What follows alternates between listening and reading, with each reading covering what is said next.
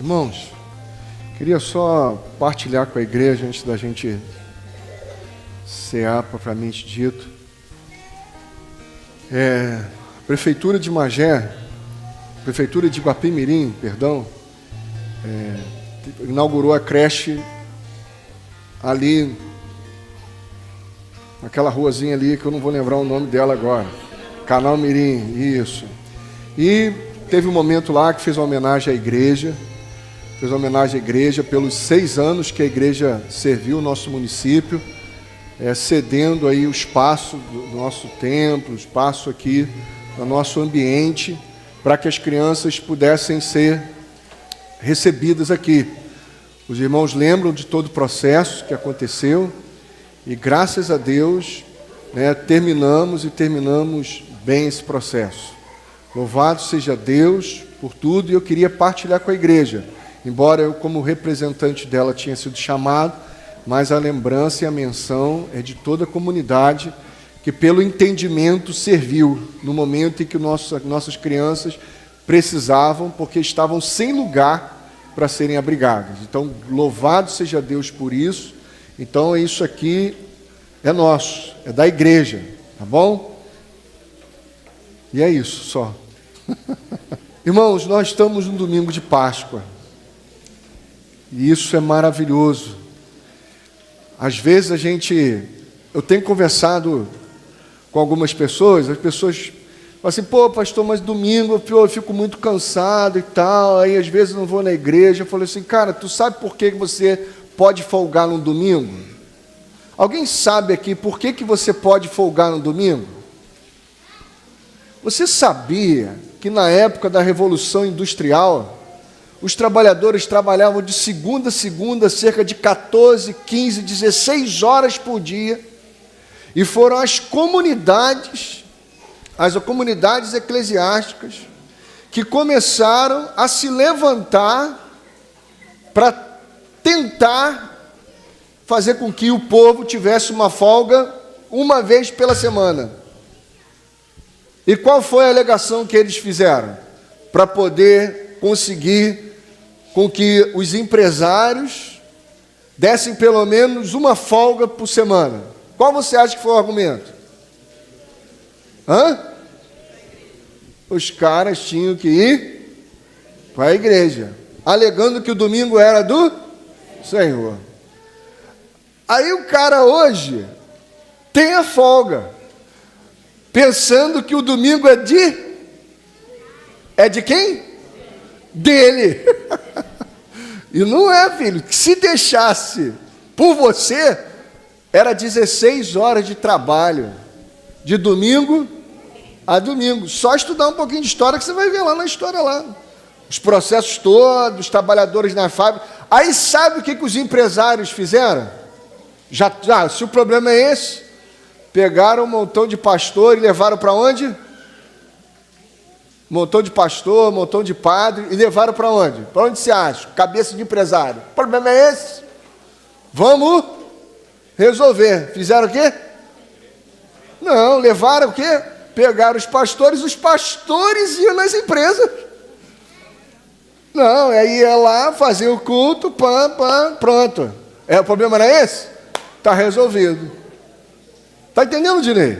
Aí tu acha que domingo é tu ficar vendo lá o foguinho. Não, Dinei. Estou brincando. Então eu sei que está domingo, está chuvoso, e você poderia pensar assim, poxa, domingo chovendo, você podia estar agora ralando. Você entende? É isso que você podia, com um chicote atrás de você lá, vai, produz, e vamos. Mas a graça de Deus te trouxe para cá. Amém, irmãos? A graça, a misericórdia de Deus trouxe para cá. Nós vamos cear junto com as nossas crianças, e nós montamos essa mesa aqui pedagogicamente para que, em nome de Jesus, você seja lembrado sempre disso. E nós vamos ter aqui um símbolo aqui de uma mãe com um filho. Sei que está aqui embaixo, mas eu vou pedir para botar lá em cima, porque todo mundo está ali, está dando para ver aqui, não? Está dando para ver? Dá não. Bota ali em cima, por favor, prende lá para cima, por gentileza. Nós vamos fazer aqui um simbolismo de uma mãe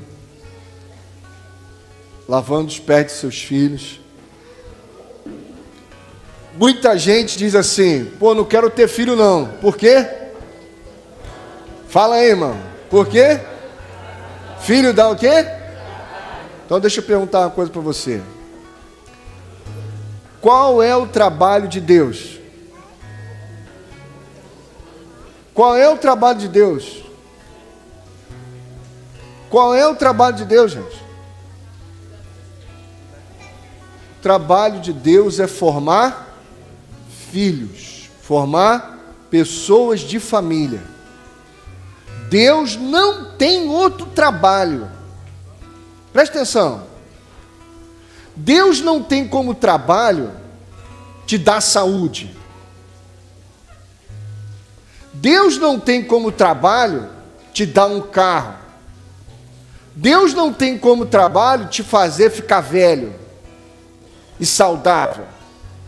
Deus não tem como trabalho fazer cair chuva do céu, sol. Esse não é o trabalho.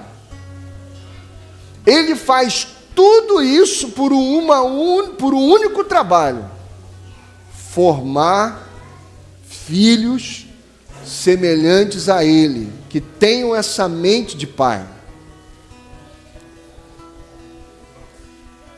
Por isso, que quando você diz assim, pô, não vou ter filho não, porque filho dá trabalho, você está negando a sua relação com o teu pai. Porque o teu pai é o quê? Pai. E ele, como pai, o que ele está formando? Filhos. E se você não quer gerar filhos, e eu não estou falando de filho físico, e se você não quer gerar filhos, você está negando a sua relação com seu pai. O nosso pai nos fez para sermos pais. O nosso pai nos fez para sermos semelhantes a Ele. E esse é o trabalho. O seu trabalho não é colocar comida à mesa, não. O seu trabalho não é reformar sua casa e pagar suas contas, não. Isso daí é o teu serviço. Mas o teu verdadeiro trabalho está em formar as pessoas que andam e caminham contigo. Esse é o trabalho. Entende, Robinho? É esse o trabalho. Não vou ter filho não, porque filho dá trabalho. Você é vagabundo? Ou você é filho de um pai trabalhador? Quem é o nosso pai, irmão? Meu pai trabalha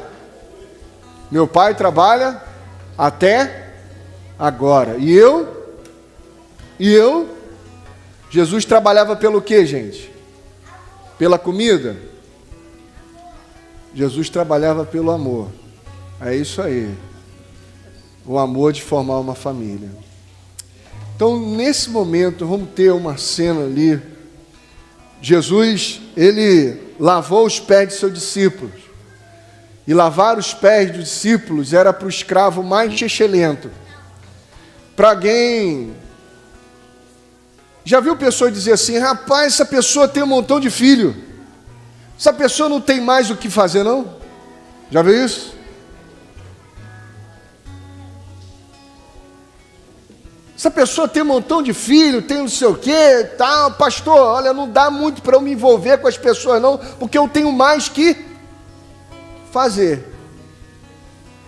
No momento em que Jesus entra no cenáculo, ou está próximo de entrar no cenáculo, para cear com seus discípulos, tinha lá uma bacia, e era costume da época, o escravo mais fuleira lavar os pés de todos os convidados. Os discípulos olharam um para o outro e fizeram igual a gente faz. Alguém tem que fazer isso aqui. Olha, isso aqui, esse negócio aqui, aquela parede descascada lá. Quem é que vai não sei o quê? Aquele negócio lá. Não tem esse negócio que a gente faz? Não tem ou não tem? Que a gente fica assim. Aí os discípulos começaram. O que Jesus fez, Robinho? Jesus foi lá, tirou a sua roupa, botou uma toalha em volta da sua cintura e começou a lavar os pés dos discípulos. O que ele estava dizendo? O que ele estava dizendo? O que ele estava nos ensinando? Na cabeça de um escravo, de um escravo mental, ele não tem tempo para sentar à mesa e servir outras pessoas, porque ele está sempre muito ocupado de coisas a fazer. Mas na cabeça de um filho de Deus, ele para todas as coisas, porque ele não tem tempo para perder com coisas, porque ele veio aqui para formar pessoas, formar família. A sua casa não vai ser bem sucedida, porque o seu filho passou na Universidade Federal, porque o seu filho fala inglês, japonês, aramaico, sei lá mais o que. Sua casa não vai ser bem sucedida porque o seu filho ou sua filha agora estão ganhando uma fortuna de dinheiro. Não. Sua casa será bem sucedida se você ensinar que a vida não consiste em ter, a vida consiste em a gente ser família, sermos família. Não está na saúde que você vai adquirir fisicamente, não está na saúde intelectual que você diz ter por todos os seus diplomas que você pode conseguir, não está na saúde financeira que você pode ter porque você se organizou lá, fez os planos lá e tal. Não está nada disso. Não está em nada disso. Não está em nada disso. A vida mostra isso para a gente o tempo todo. O tempo todo. A vida está num pai que serve ao seu filho, ensinando a servir. Um pai que serve ao seu filho, não como quem pensa em fazê-lo durar, morrer de velhice. Não.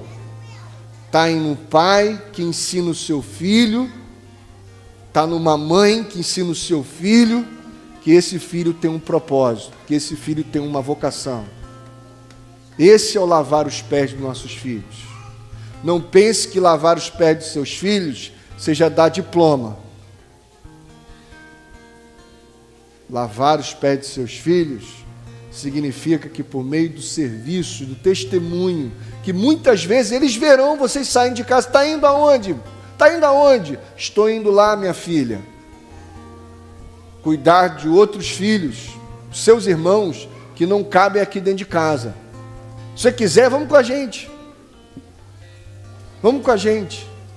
Porque todos os nossos irmãos, toda a minha família não cabe na minha casa. Mas eu creio que a minha casa cabe na família. E por isso, a gente ensina a casa a servir a família. Que a bênção se derrame até 1000 gerações na família de teus filhos e os filhos dos teus filhos. Que as bênçãos se derrame até 1000 gerações na família de teus filhos e os filhos dos teus filhos. Que a bênção se derrame até 1000 gerações, da família e teus filhos e os filhos e teus filhos. Presença que acompanhe por detrás, por diante, do teu lado. Eu sei que as crianças estão ali assim, e você também. Quem está aí fora, gente, entra aqui, vamos sentar. Tem lugar ainda, graças a Deus, tem lugar à mesa. Queria louvar o Senhor por todos aqueles que estão aqui nessa manhã de Páscoa, manhã de ressurreição. Queria, em nome de Jesus, trazer à nossa memória tudo aquilo que o Senhor Jesus, tudo aquilo não, né? Tudo aquilo eu não vou ter tempo, vou passar a vida inteira, mas queria trazer à memória algumas coisas que o Senhor Jesus nos ensinou durante esse processo todo de ceia do Senhor. Sei que as crianças vão estar ali numa condição desconfortável, e os pais também, estão ali, vovó também, está numa situação desconfortável, mas a mesa que o Pai nos separou não é uma mesa de conforto, é uma mesa de comunhão, e a comunhão é desconfortável. Você sabia que as casas, inicialmente, no tempo bíblico, não eram casas feitas de tijolos, eram casas feitas de pedra.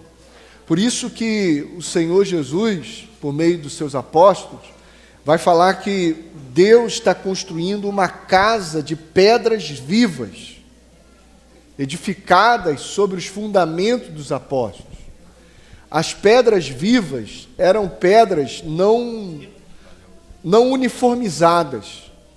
Eram pedras que, para dar o encaixe, tinha que ter os atritos. Sem os atritos, não se encaixava. Não se encaixava. A comunhão nunca vai ser confortável. A comunhão, a relação nunca vai ser confortável. A comunhão em Cristo Jesus, a solidificação de quem nós somos, casa do Senhor, sempre será por meio de um processo que vai gerar atrito. Então, por que eu estou dizendo isso? Porque na nossa cabeça romantizada, na nossa cabeça às vezes infantilizada, nós vamos para a comunhão e tudo vai ficar direitinho, bem e confortável. Não, é desconforto, é desconforto, é desconforto, é desconforto. Quem é casado aqui? Levanta a mão. Alguém fica plenamente confortável com o cônjuge? Fica. Fala assim, rapaz, com o meu cônjuge tudo roda redondinho. Você está sempre confortável com ele? Ou entre vocês tem atrito? Tem ou não tem, irmão? Tem. Isso faz parte do processo da comunhão. Senão seria Babel. Seria Babel. Obrigado, meu filho. Muito obrigado. Obrigado. Abra sua Bíblia, irmãos, em nome de Jesus. Lá em Lucas, capítulo 22.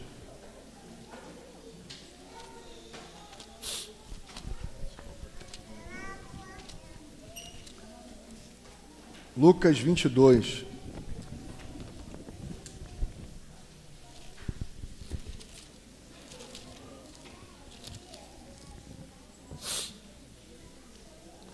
Lucas 22.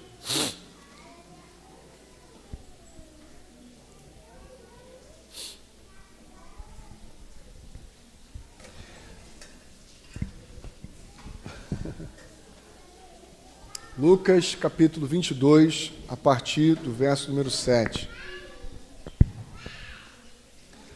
Lucas 22, a partir do verso número 7. Pode ler para a gente aí?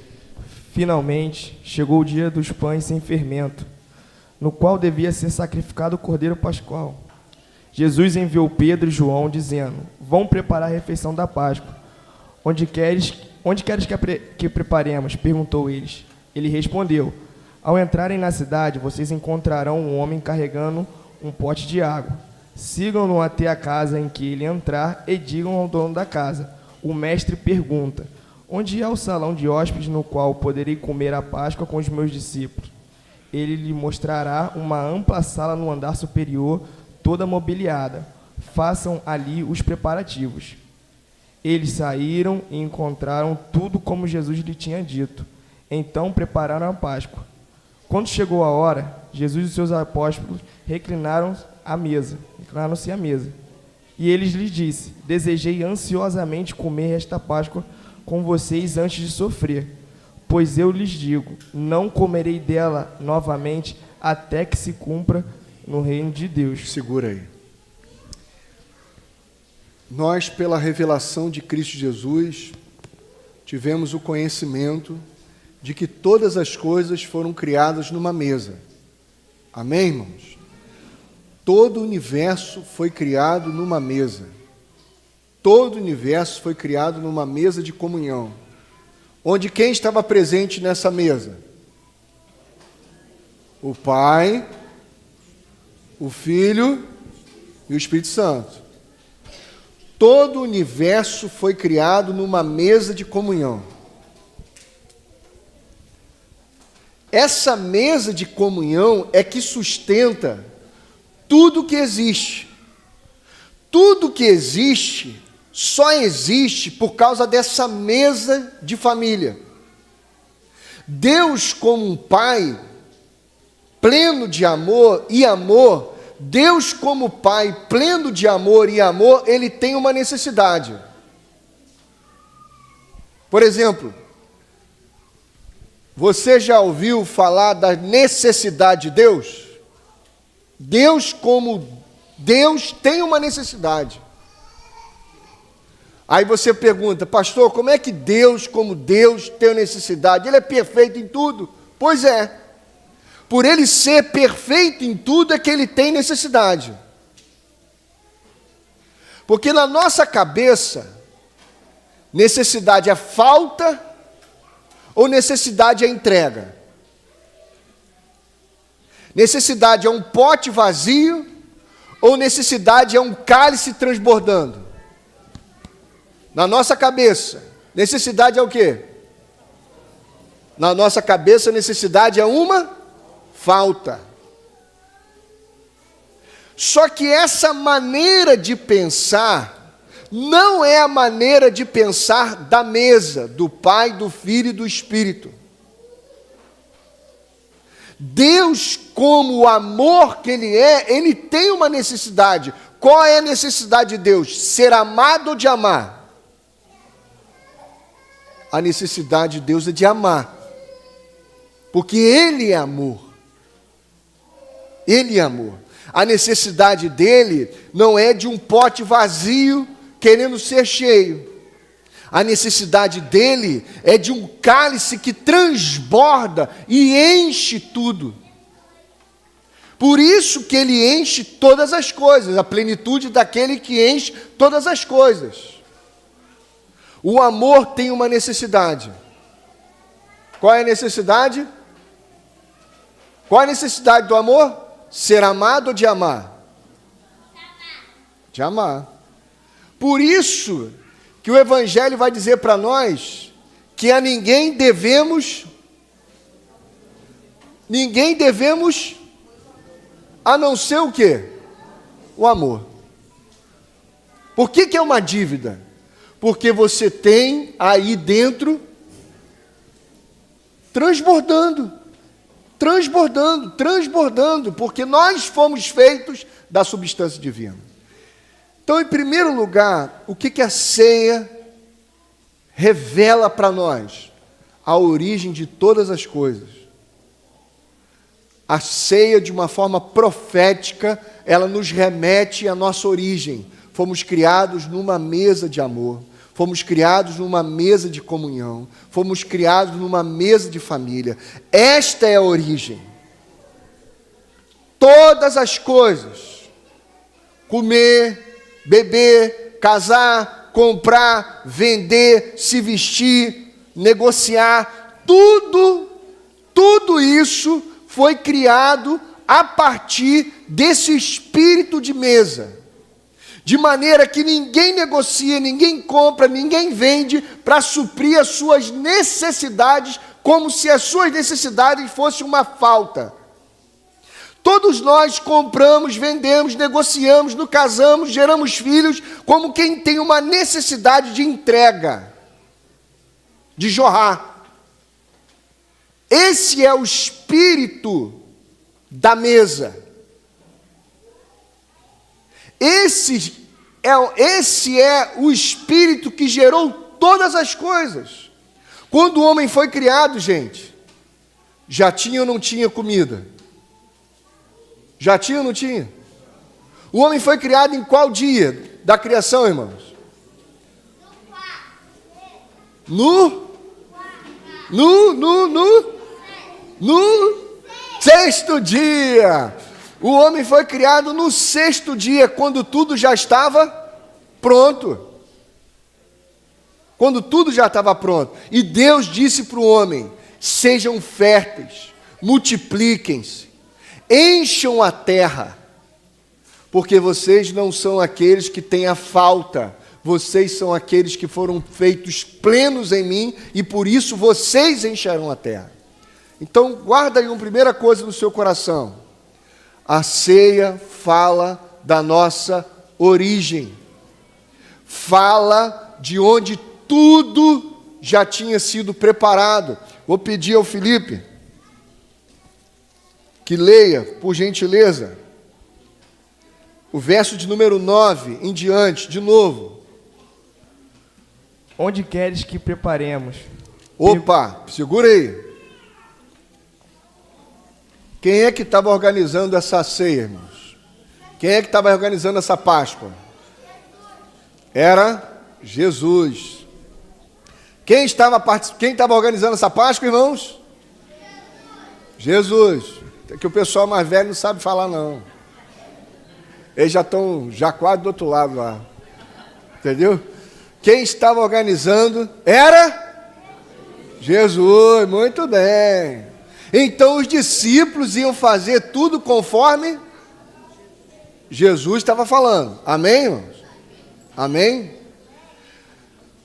Toda vez que Deus vai conversar com a gente, você sabe qual é a primeira conversa que Ele tem, a primeira pergunta que Ele faz conosco, para a gente? Onde? Onde? Onde você está? Adão, onde você está? A primeira conversa que Deus vai ter conosco, em termos de nos posicionar, segundo o nosso propósito, a nossa vocação, é sempre uma conversa sobre o onde.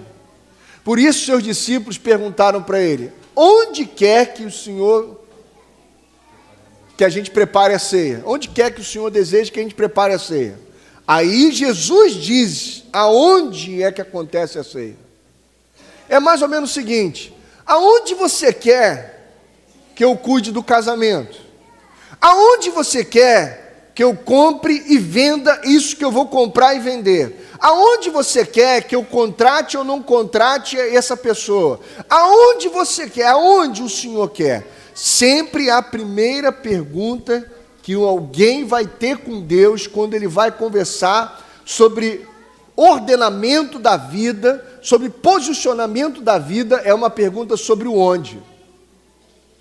Onde? Por quê? Porque onde Deus nos coloca, tudo já está pronto, tudo está preparado. Porque, olha a sequência do texto. Ele respondeu: ao entrarem na cidade, vocês encontrarão um homem carregando um pote de água. Sigam-no até a casa em que ele entrar e digam ao dono da casa: o mestre pergunta, onde é o salão de hóspedes no Já qual... há uma casa? Há uma casa? Há uma casa. Há uma casa já separada por quem? Por quem? Quem separou essa casa para a ceia, gente? Quem separou? Foi Jesus. Os discípulos perguntaram assim: poxa, eu não gostaria daquela casa ali não. O discípulo tiver essa opinião? Eu não gostaria daquilo ali não, acho que na casa ali ficaria melhor. Foi assim, irmão? Não. Vamos continuar.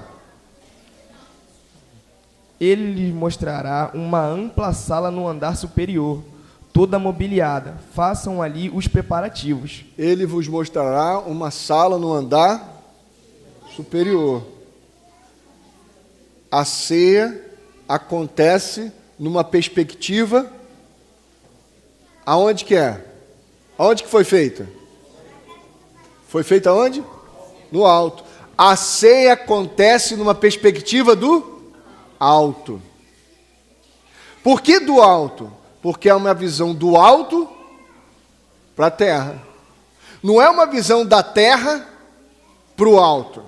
É uma visão do alto para a terra. E como é que do alto a gente olha a terra? Como uma família. Onde todas as coisas já estão preparadas para cumprir o seu propósito de os irmãos se encontrarem. Amém, irmãos? Até aqui, amém? Continuemos, por favor. Eles saíram e encontraram tudo como Jesus lhe tinha dito. Então prepararam a Páscoa. Quando chegou a hora, Jesus e os seus apóstolos reclinaram-se à mesa. E ele lhes disse: desejei ansiosamente comer esta Páscoa com vocês antes de sofrer. Pois eu lhes digo, não comerei dela novamente até que se cumpra no reino de Deus. Até que ela se cumpra onde? Então a ceia, ela tem outra função. Ela tem tanto uma função profética de nos revelar a origem, quanto ela tem uma função profética. Pode ficar tranquilo que é casa de família. Casa de família, criança chora? Chora. Almoço em família. Tem tio chato? Tem ou não tem uns tio chato lá? Tem tio chato. Faz parte. E isso tudo é família. Faz parte. E a gente está lá. Né? Que você não seja o tio chato, Gabriel. Amém? Brincadeira. Então vamos lá. Ela tem uma outra função. Qual é a outra função? Anunciar a nossa consumação na eternidade. No céu, irmãos, haverá uma outra ceia, que é reflexo da primeira ceia. A primeira ceia foi onde tudo foi criado. A última ceia é onde tudo é consumado. Então no céu haverá fome, irmãos? Céu haverá fome? Céu haverá fome? Como é que alguém come sem fome? Nós vamos comer. Se nós vamos comer, nós teremos o quê? Fome. Mas qual é a fome do céu? A de encher barriga ou a de comungar? A fome do céu não é a fome que enche barriga. A fome do céu é a fome da comunhão. A fome da comunhão. Por isso que bem-aventurados são aqueles que têm fome e sede de justiça. Porque a justiça, aonde a justiça de Deus foi feita? Aonde a justiça de Deus foi feita? Na cruz, que começou lá no céu. Muito bem. Você está certo. Foi feita lá. Se manifestou aqui na história. Mas você está certo. Foi feita lá no céu e se manifestou. Na cruz nós vemos a justiça de Deus sendo feita. E que justiça é essa? Que um filho que assumiu a consciência de pai, se sacrificou por todos os seus irmãos, para lembrar a todos os irmãos e ensinar a todos os irmãos que nós somos família. Que nós somos família. Amém? Por isso, dá uma voltada aí no seu texto. Lucas 13. Lucas 13.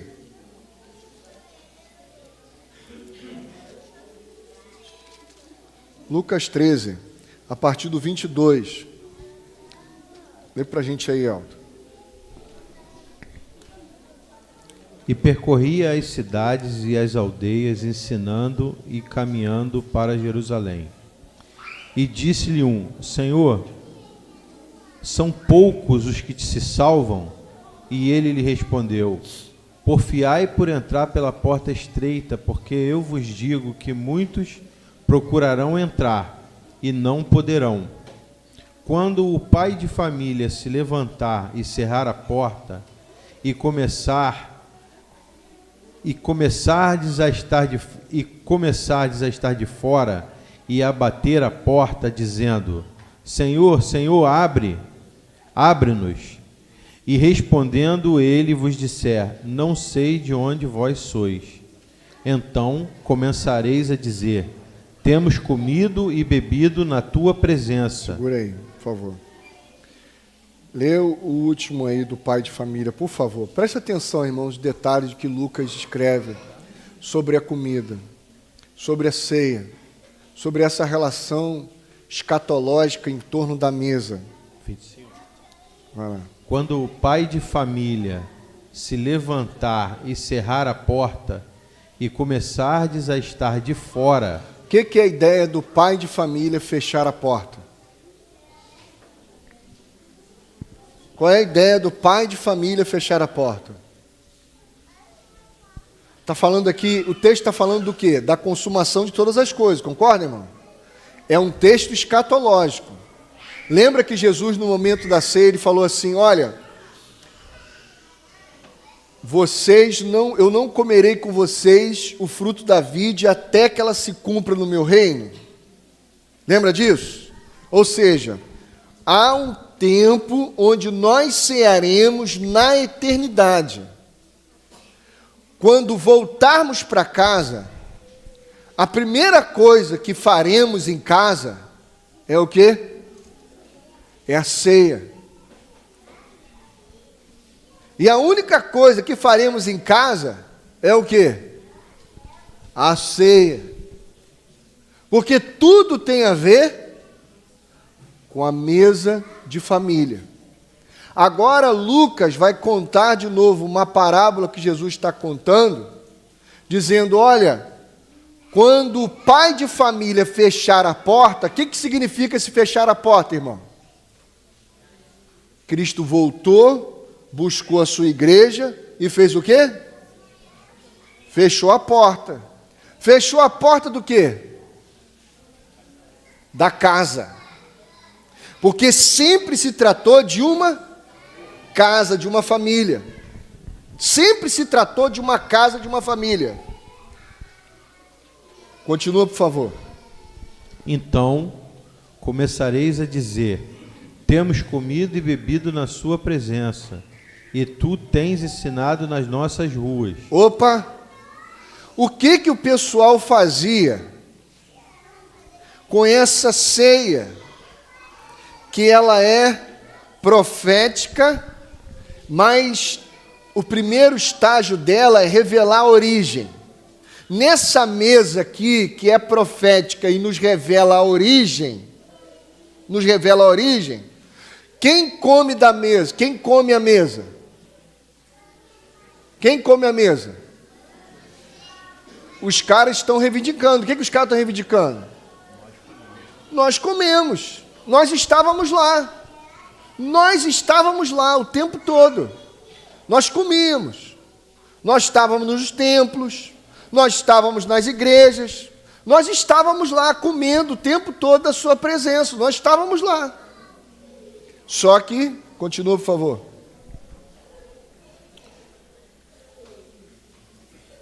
Temos comido e bebido na tua presença, e tu tens ensinado nas nossas ruas.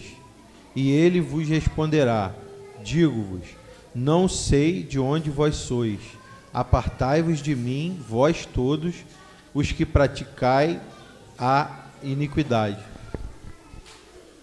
Sabe por que vocês estão fora? Jesus está dizendo. Sabe quem é a pessoa que está fora? Gente segregária. O que é gente segregária? O que é gente é gente que tudo que faz sempre pensando na sua fome de encher o estômago e não na fome de partilha. Irmãos, essa semana eu ouvi um testemunho que eu achei muito bonito, que uma outra família, vendo uma família indo para a igreja, aquela família só ia para a igreja, ela ia todo domingo, ela saía de casa e ela caminhava e ia para a igreja com a sua esposa, os seus filhos iam para a igreja.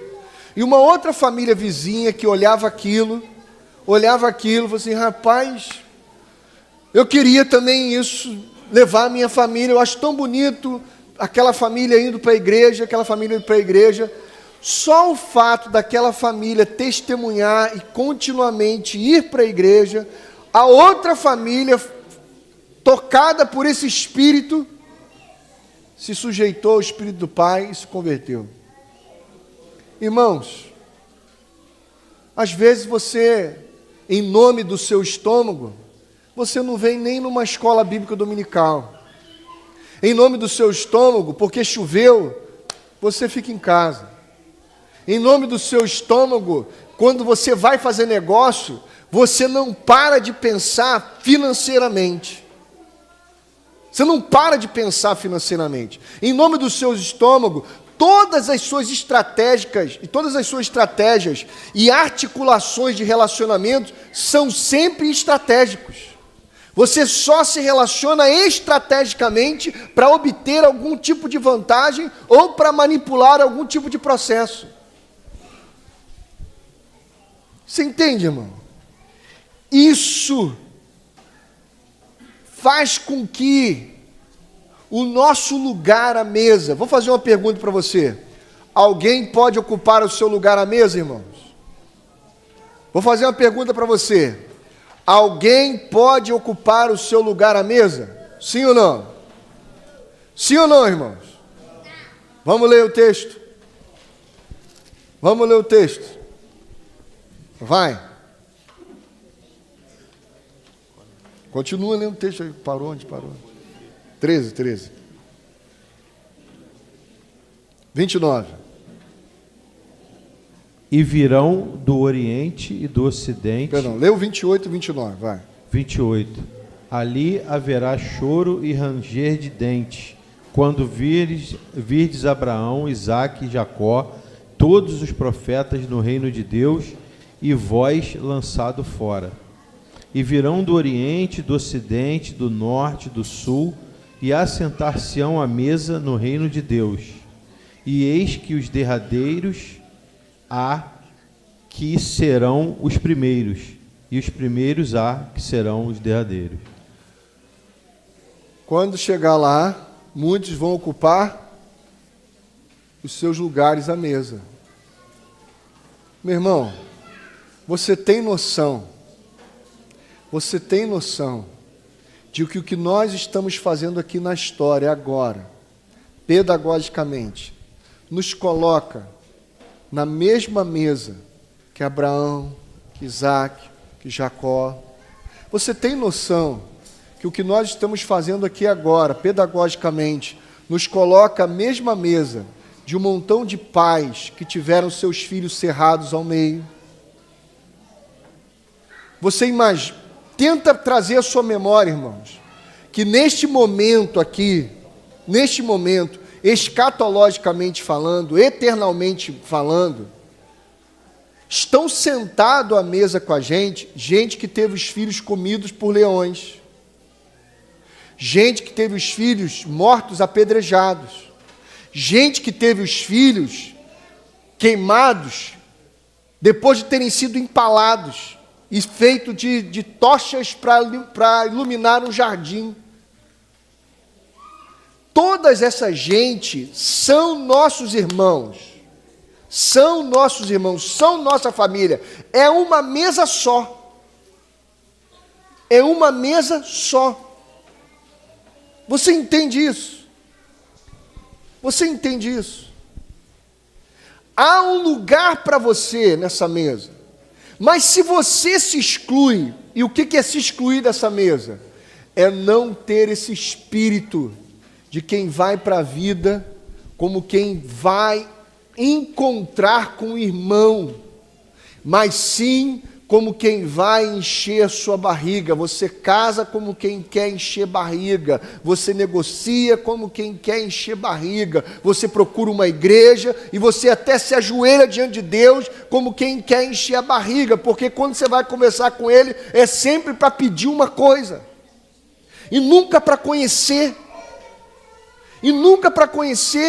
é sempre: Senhor, me guarda, me protege, cuida de mim, cuida dos meus filhos, cuida, como se Ele não fizesse isso.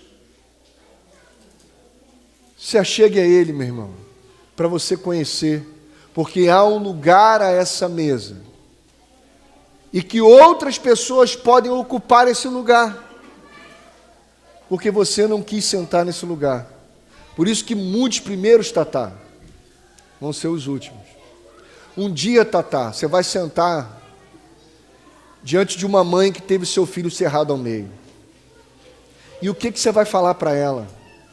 Diante das suas lutas, e diante de todas as suas batalhas, e que você perseverou ou recuou?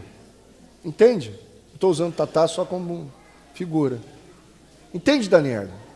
Um dia você vai sentar com outras esposas, outras mães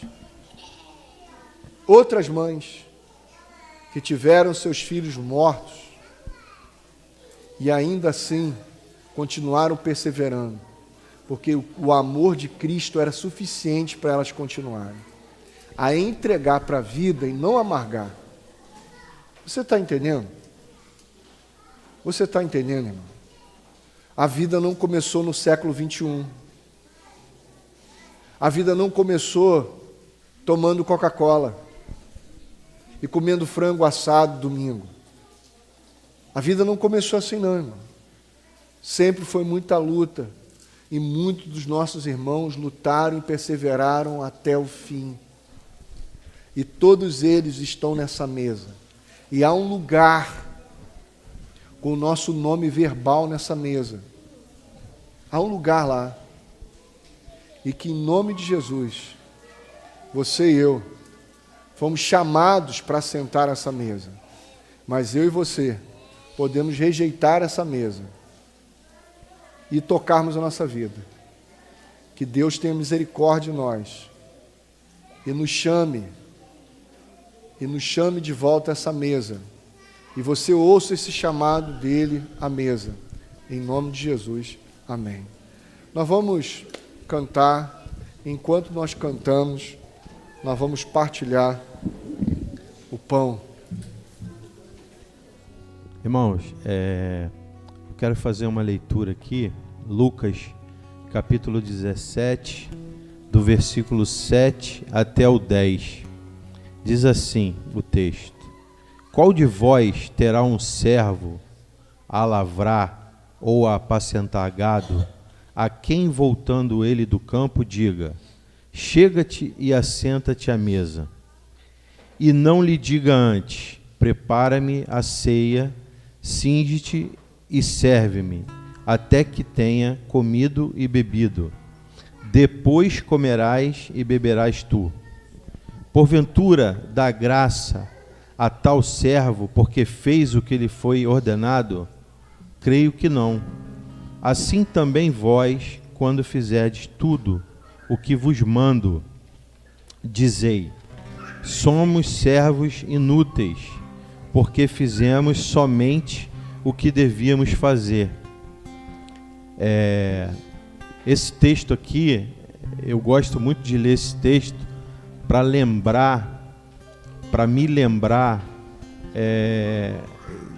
de que não há nada em mim que tenha me aproximado da ceia, da mesa do Pai, porque nem sequer eu consegui ainda, e não vou conseguir, né, pastor, ser um servo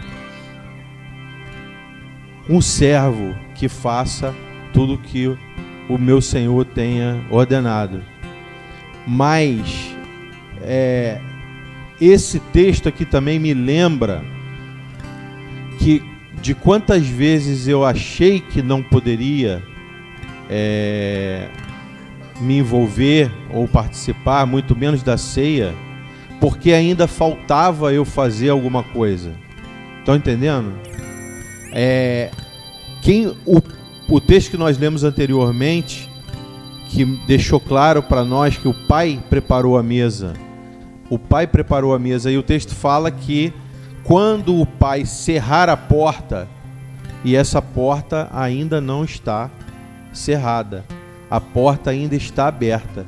Então, o que eu queria trazer como reflexão agora nessa manhã é porque se tiver alguém que tenha ou esteja tendo esse pensamento agora, se arrependa, em nome de Jesus, se arrependa, porque você não participa da ceia, da mesa, por algo que você faz ou venha a fazer.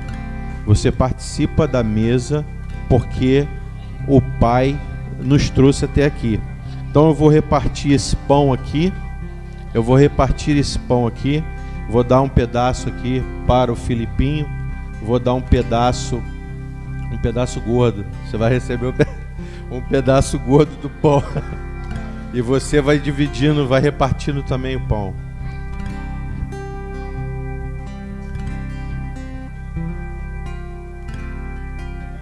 Todo mundo tem aí? Todo mundo pegou? Ninguém ficou sem o pão. Me dá um pedacinho desse pão aí. Não, quero um pedaço só.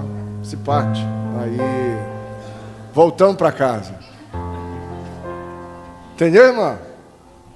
Voltamos para casa. Algumas pessoas vão tirar um napo maior de você. Algumas pessoas vão tirar um napo maior de você. Mas fica firme, porque no final você volta para casa. Você não vai voltar inteiro. Você vai voltar como? Amassado. Amém, irmãos? Deus, quando criou o trigo, não era no trigo que ele estava pensando. Quando Deus criou o trigo, ele estava pensando no quê? No pão que ia ser partido. Deus não criou a uva para ela ficar uva. Quando Deus criou a uva, ele estava pensando no quê? No vinho. Deus, quando criou a azeitona, não era na azeitona que ele estava pensando. Ela estava pensando no quê? No azeite. Deus, quando criou você, não estava pensando em deixar você inteiro.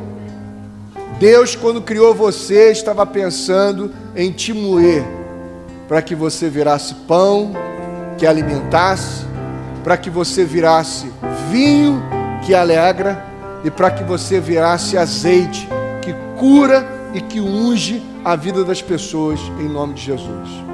Amém? Irmãos,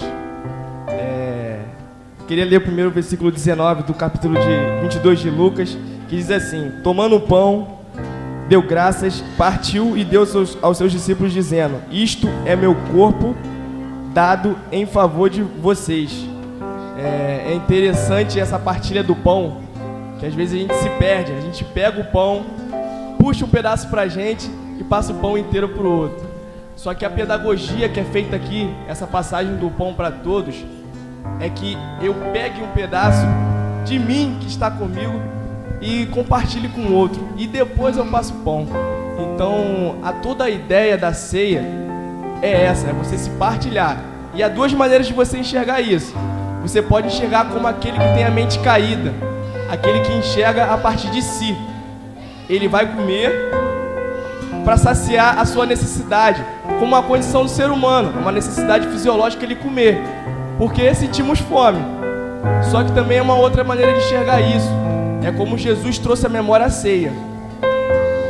Ele não pegou o pão e tomou para si, ele deu em favor de nós. Amém. De nós.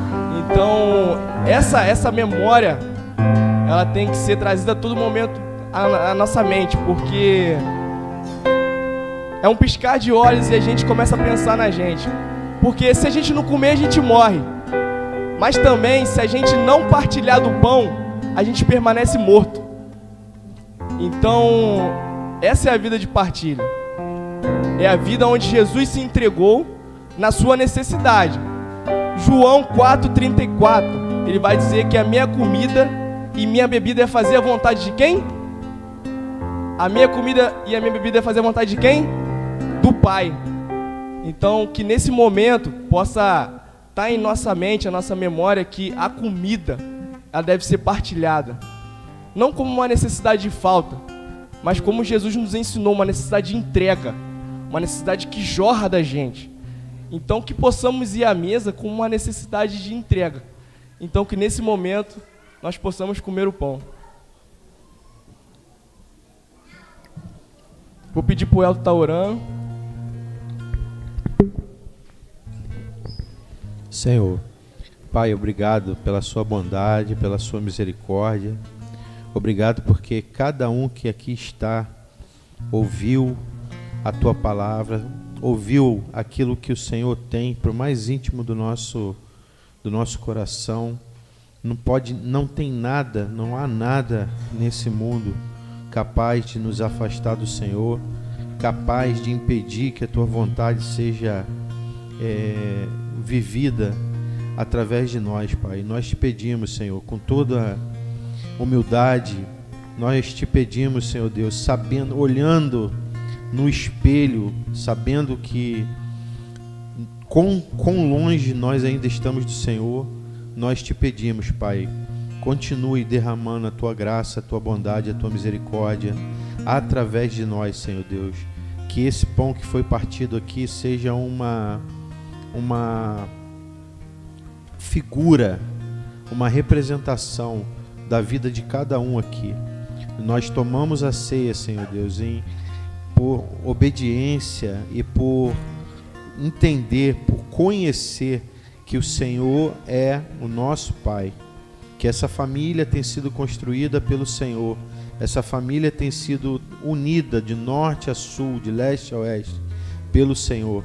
Cada um que veio até aqui, cada um que o Senhor trouxe até aqui a PIB do Vale, que é família do Senhor, possa permanecer, possa tomar o lugar à mesa, Senhor Deus. Não permita, Pai, que nada venha impedir. A nossa mente, a nossa carne, ela tenta nos sabotar o tempo todo, ela tenta nos ludibriar, ela coloca em nós o pensamento escravo de achar que ainda temos que fazer isso ou aquilo para ter comunhão com o Senhor. Mas a tua palavra diz que a tua mesa está posta, a tua palavra diz que o Senhor preparou essa ceia antes da fundação do mundo, e nada, não é a nossa vinda aqui na história, a nossa existência temporária aqui, a nossa passagem por aqui, que vai anular aquilo que o Senhor determinou. Muito obrigado, Pai. Obrigado por poder estar e ser família do Senhor, entender a cada dia que eu não passei a ser, mas que eu já era. Em nome de Jesus, Pai. Cada um aqui não vai passar a ser membro da sua família. Cada um aqui já era, já estava junto com o Senhor, foi criado pela tua graça, pela tua bondade, pela tua misericórdia. Coloque isso, Senhor Deus, grave isso no nosso coração, na nossa mente, em nome de Jesus. Amém. O versículo 20, ele vai dizer: da mesma forma, depois da ceia, tomou o cálice dizendo: este cálice é a nova aliança do meu sangue, derramado em favor de... Toda vez que formos para uma mesa, onde a gente vai comer e beber, a minha oração hoje é que possamos não fazer de uma forma cotidiana, onde a gente vai enxergar a falta. Por que eu bebo água? Por que eu tenho sede? Tá me faltando ali o líquido, então eu tenho que ingerir. Mas assim, que possamos ir à mesa com um pensamento de que eu tenho que dar de beber, eu tenho água para jorrar em mim. Então que eu possa sempre a enxergar essa mesa, a ir de encontro a essa mesa, a se achegar nessa mesa com um pensamento de eu tenho que me doar, eu tenho que me entregar, e nunca como eu tenho que me saciar. Mateus 16, quando Pedro, Jesus está falando que vai se entregar na mão dos fariseus, Pedro repreende. E esse é um pensamento que a gente tem na nossa cabeça. A gente tem um pensamento de guardar a nossa vida. Geralmente a gente tem esse pensamento de assim, eu vou me saciar, eu quero sempre me safar. Uma expressão muito utilizada lá no militarismo, eu tenho que me safar. Mas a ideia toda da ceia é sempre eu me partilhar. É sempre eu me entregar. Então que nesse momento possamos pegar o cálice e tomá-lo. Pastor?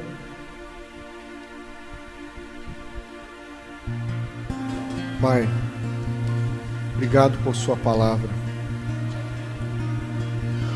Como diz a canção, e é tão bom saber que há lugar aqui, a graça nos chamou à mesa do Senhor. Obrigado pelo teu perdão, obrigado pela tua salvação, mas muito mais obrigado ainda é pelo propósito que o Senhor tem revelado por meio da sua salvação, nos fazer uma família. Em nome de Jesus, Senhor, ilumina a mente dos meus irmãos, dos teus filhos. Abra, Senhor, o coração de cada um deles e semeie a sua palavra de vida. Mas também prepare a terra, porque muitas terras têm sido duras, espinhosas. Mas eu te peço em nome de Jesus que o Senhor prepare a terra, seja por meio dos sofrimentos, seja por meio das tormentas, dos sopros fortes e dos vendavais, mas prepare essa terra, tire esses pedregais que ali se encontram e faça uma terra fértil para que o cair da sua semente possa germinar e ao seu tempo dar fruto, um fruto para a tua honra e para a tua glória. Como aquilo que o Senhor nos ensinou na sua palavra, que o reino de Deus é como um grão de mostarda, tão pequeno, mas cresce e se transforma numa árvore frondosa que serve de sombra, de abrigo, para as aves poderem fazer os seus ninhos. Senhor, que em nome de Jesus, muitos dos seus santos possam crescer como essa árvore frondosa, servindo de sombra para aqueles que andam nos desertos da vida, servindo de abrigo para aqueles que voaram e nunca tiveram onde pousar. Que em nome de Jesus, a semente do teu reino possa germinar no coração de cada filho teu, em nome de Jesus. Amém.